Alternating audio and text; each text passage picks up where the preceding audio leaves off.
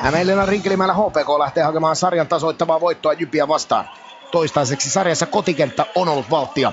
Jyp on voittanut 2 kotonaan, mutta ensimmäisen Hämeenlinnan kohtaamisen vei niminsä Kerho lukemin 3-2. Edellisen ottelun flunssan vuoksi huilannut Ville Viitalooma palaa laatikkoon johtamaan HPK:n ykköskenttää. HPK rynnistää kotiyleisön tukemana alun vahvasti ja palkinto napsahtaa ajassa 3.32. Tuomas Vänttinen leipoo maistuvan esityön ja Jere Sallinen napauttaa keskeltä täysin vapaasti Kerhon 1-0 johtoon. Jyp-puolustus tekee pahan merkkausvirheen, kun runkosarjassa 15 kertaa verkkoa helottanut Sallinen iskee sarjan ensimmäisen maalinsa ja tekee sen tyylillä maistuvaan paikkaan. HPK on jäähyjen rikkomassa avauserässä niskan päällä, mutta Tuomas Starkin vire pitää numerot 1-0. Ville Viitalooma pelaa Jere Salliselle kelpo tontin, mutta Sallisen illan toinen jää vielä odottelemaan tulevaa. Tuomas Starkille Jyp maalilla ensimmäisessä erässä huimat 16 torjuntaa, lukemat Kerholle siis 1-0.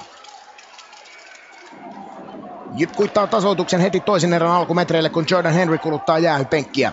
Ossi Louhivaara heittää limppua luukulle. Ja lopulta Miika Lahti ohjaa hienosti rystypuolelta 1-1 tasoituksen ohi voimattomana Mika Järvisen. Toinen erä ehtii vanheta vain minuutin ja 18 sekuntia, kun Lahti saa tuuletella kevään toista maalia. Louhivaara lisäksi kapteeni Erik Perry napsii syöttömerkinnän.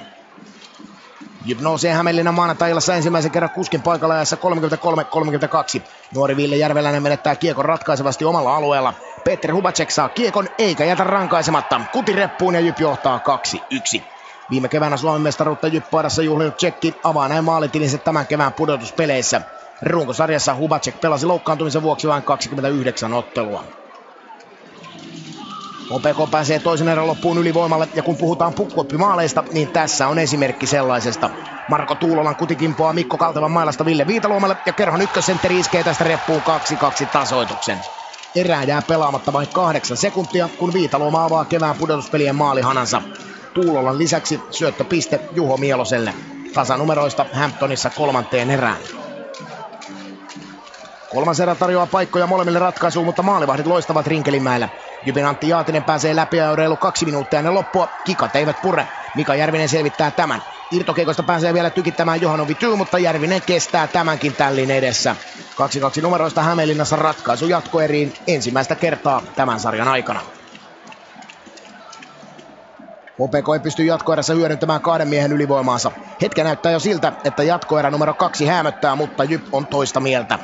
Tuttu jatkoaika ratkaisija Mikko Viitanen kumauttaa sellaisen pommin, että Mika Järvinen on aseeton. Jypin 3-2 osuma ratkaisee ottelun tasan 77 minuutin kohdalla. 31-vuotias pakki avaa maukkaaseen saumaan kevään pudotuspelien maalihanansa. Erik Perrin ja Ramzi Abid napsivat syöttöpisteet. Jyp ottaa sarjassa 3. kiinnityksensä ja pääsee hakemaan katkoa keskiviikkona kotiyleisön eteen.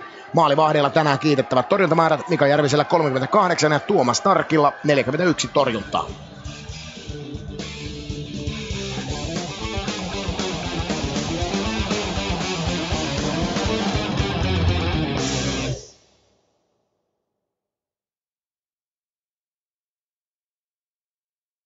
SM